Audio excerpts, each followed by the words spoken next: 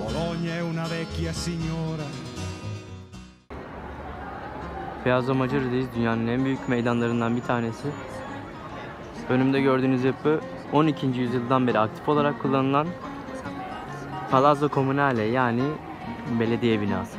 Ve hala da aktif olarak kullanılmaya devam ediyor ilginç bir şekilde.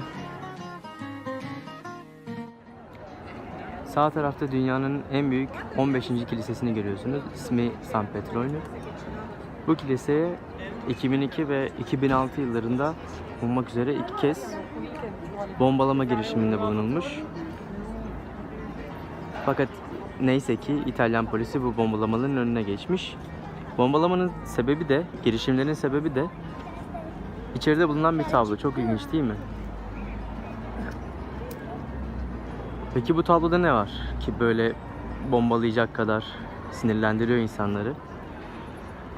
Tabloda resmedilen şey Muhammed'in cehennemde yanıyor oluşu. Sırf bu sebepten bombalama girişiminde bulunulmuş 2 kez. Ve örgütlü bir bombalama girişimi aslında bunlar. Basit şeyler değil. Sol tarafta gördüğünüzde zamanında dövizcilerin, bankacıların kullandığı Palazzo dei Banchi diye yazılan diyeyim bina. Yapılma amaçlarından bir tanesi de arkasında bulunan market alanından meydana gelen kokuların, kötü kokuların önüne geçilmesiymiş. Bu meydanın güzel yanlarından birisi de eskiden borsa olan, bugün ise kütüphane olarak kullanılan karşıda gördüğünüz köşedeki bina. Kilisenin önündeki merdivenlere oturduğunuz zaman bu kütüphanedeki Wi-Fi'ye bağlanabiliyorsunuz. Benim zamanımın büyük bir kısmı burada geçti, dürüst olmak gerekirse. Ve ilginç bir şekilde Wi-Fi her yerden çekiyor, yani bu merdivenin bu tarafından başlayıp diğer tarafına kadar sıkıntısız çekiyor. Aynı zamanda şehrin Wi-Fi'si de var belli noktalarda, ücretsiz. Ona da bağlanabilirsiniz. Bu da bir ek bilgi olsun. Piazza de Maggiore'deyiz demiştim. Burası aynı zamanda en büyük protestolara tanıklık etmiş bir meydan. Bologna zaten kızıl şehir olarak biliniyor. Bunun kızıl kiremitlerden geldiği ve aynı zamanda da sosyalist olmasından geldiği de söyleniyor. Bu önümde görmüş olduğunuz yapı da Palazzo del Podesta. Hemen altında, şu girişinde, arka tarafın göründüğü kısımda ilginç bir sır var. Hadi gelin oraya bakalım. Palazzo del Podesta'nın alt kısmındayız. Hemen sağ tarafımızda Neptün Çeşmesi var. Buradaki ilginç olan şey ise böyle duvara yaklaşıp konuşan ve dinleyen insanlar görürseniz şaşırmayın. Bunlar manyak mı diye düşünmeyin. Burası sırra göre, yani söylenenlere göre, demin arkadaşların yaptığı gibi bir tarafta, bir duvarda konuşan birisi varsa diğer taraftan da duyulduğu söyleniyormuş. Öyle bir akustiği varmış ama tabii başarılı olan olmuş mu onu tartışılır. Ben yalnız olduğum için deneyemedim açıkçası. Neptün Çeşmesi'ndeyiz. Sol elini o şekilde açmasının sebebi, sembolize ettiği şey, bütün sulara, denizlere hakim olmasıymış. Bunun dışında ilginç bir bilgi, buradaki üstü insan altı balık şeklinde yapılan figürler, bundan 4 tane var, 2 tane de diğer tarafta var. Yapıldığı zamanın en büyük 4 nehrini temsil ediyormuş. Bunlar Ganj Nehri, Amazon Nehri, Nil ve Tuna Nehirleri. Aynı zamanda üst kısmı ile alt kısmı farklı zamanlarda yapılmış. Size İtalya'nın en uzun eğik binasının Pisa'da olmadığını söylesem inanır mıydınız? İster inanın ister inanmayın ama sağda gördüğünüz bina Pisa'dan daha uzun ve eğik. Görüntüde belli olmasa bile. Bu binaların ismi Le Due Torri, yani ikiz kuleler, iki kule, artık nasıl derseniz, ve İtalya'nın sembollerinden. Eskiden 200 tane olan kuleler günümüzde bu 2 taneye düşmüş. Uzun olanın ismi Asinelli, kısa olanın ise Gorisenda. Asinelli 97 metreyken diğeri 48 metrede kalmış.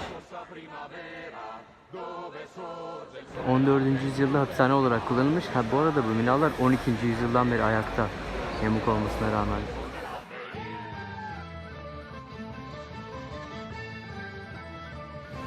İsimlerini veren olay ise iki tane zengin ailenin gösteriş merakı. Tamamen gösteriş yarışı. 1109-1119 arasında yapıldı binalar ve bu zamandaki en zengin ailelerde Asinelli ve Gorisendi aileleri olduğu söyleniyormuş. Herhangi tarihsel bir kanıt olmasa da.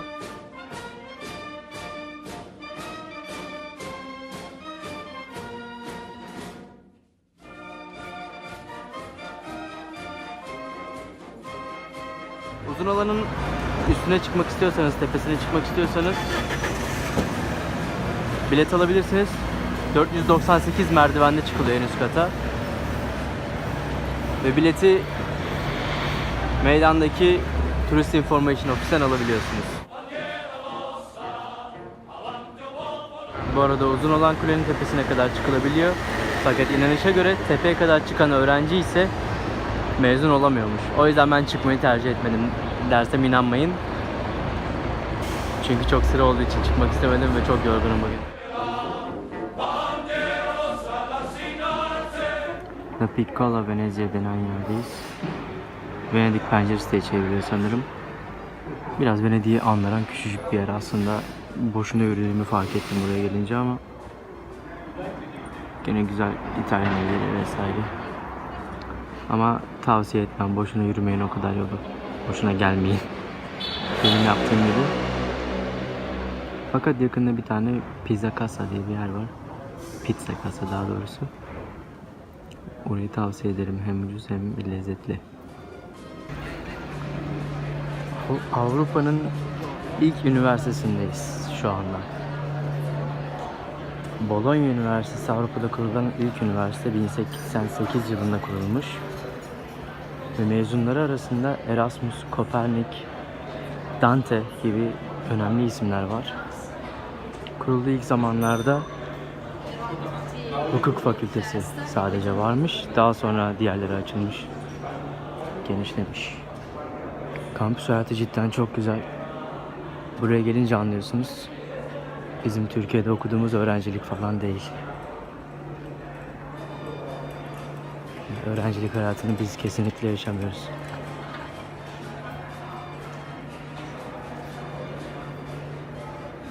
Henüz okul açılmamış olmasına rağmen her yer öğrenci kaynıyor. Sebebini bilmiyorum. Kayıt dönemi vesaire olabilir, ders seçimleri olabilir. Yabancı öğrenciler de var. Ve dediğim gibi Bologna sosyalist bir şehir. Dolayısıyla Bologna Üniversitesi'nde okuyan öğrenciler de aşırı sosyalist.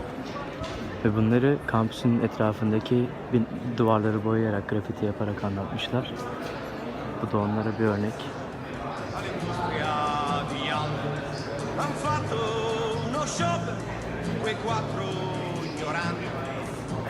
Burayı okul zamanı görmek isterdim doğrusu.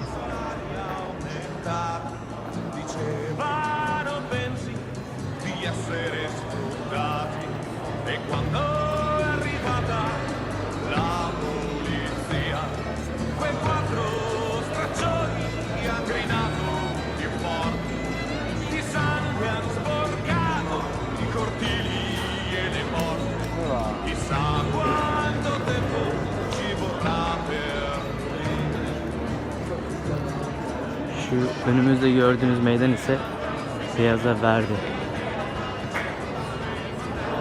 Daha doğrusu Piazza Verdi. İki tane Z yan yana gelince diye okunuyor.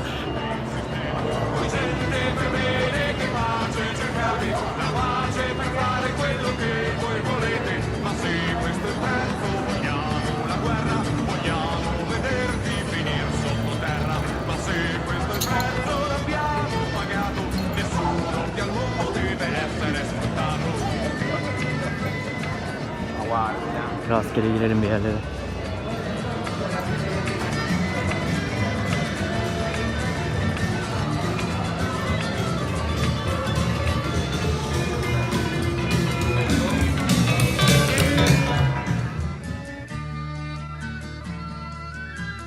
Akşamüstü burada bir festival olacak gibi, hazırlıkları başlamış. Gördüğüm kadarıyla öğrenciler de toplanmaya başlamış yavaş yavaş. Belki bu akşam burada olurum. Görüntüleri paylaşırım. Sapesse contessa che cosa mi ha detto un caro parente dell'occupazione che quella gentaglia rinchiusa latente di libero amore faceva professione. Del resto mia cara di che si stupisce anche l'opera